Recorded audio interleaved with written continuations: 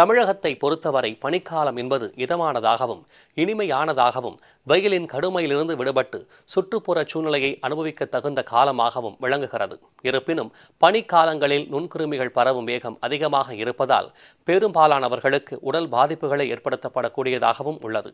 கடும் பனியிலிருந்து நம்மை எப்படி பாதுகாத்துக் கொள்ளலாம் என்பது குறித்த ஒரு செய்தி தொகுப்பு.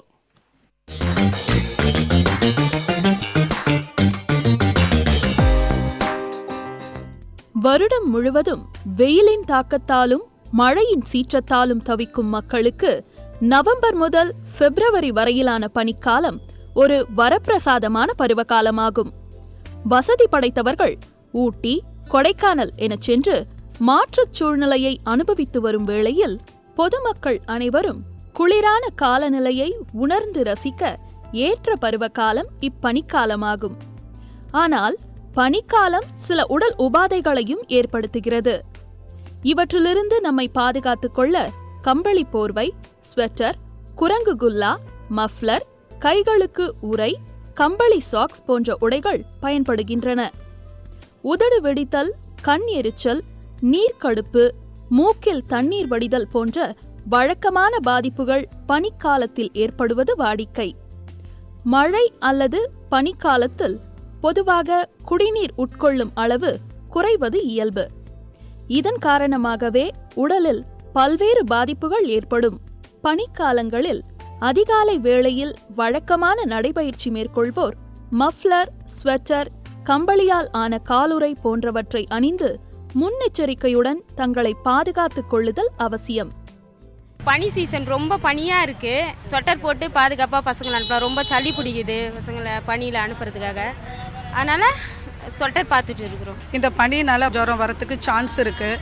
ஸோ அதனால் எங்கள் குழந்தைகளையும் பெரியோர்களையும் ஒரு பாதுகாப்பாக நாங்கள் வைத்துக் கொள்வதற்கு நாங்கள் ஸ்வெட்டர் வாங்கியிருக்கோம்.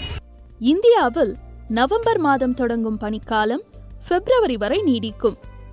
டிசம்பர் மத்தியில் பனியின் தாக்கம் அதிகரித்து சளி, இருமல், ஆஸ்துமா போன்ற பல்வேறு வகையான உடல் பாதிப்புகளை ஏற்படுத்தக்கூடும்.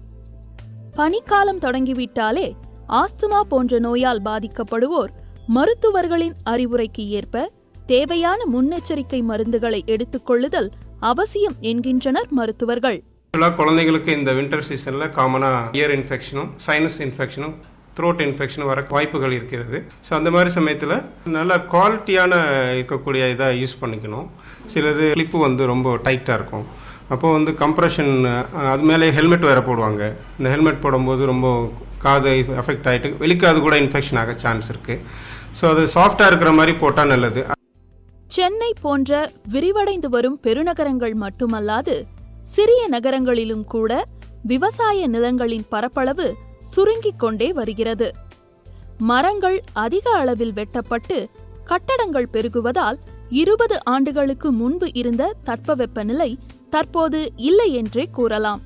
வெயில் காலமெனில் அதிக அளவு வெப்பம், பனிக்காலம் என்றால் முன் எப்போதும் இல்லாத வகையில் கடுமையான பனி என்பதெல்லாம் இப்போது இயல்பாகிவிட்டது. மழையோ பனியோ ஆரோக்கியமான சூழலையும் உடல் பாதிப்புகளின்றி வாழும் முறையையும் அறிந்து அதற்கேற்ற விழிப்புணர்வுடன் செயல்படுதல் அவசியம். ஜெயா பிளஸ் செய்திகளுக்காக ஜேம்ஸ் லீசாவுடன் வெங்கட சேது.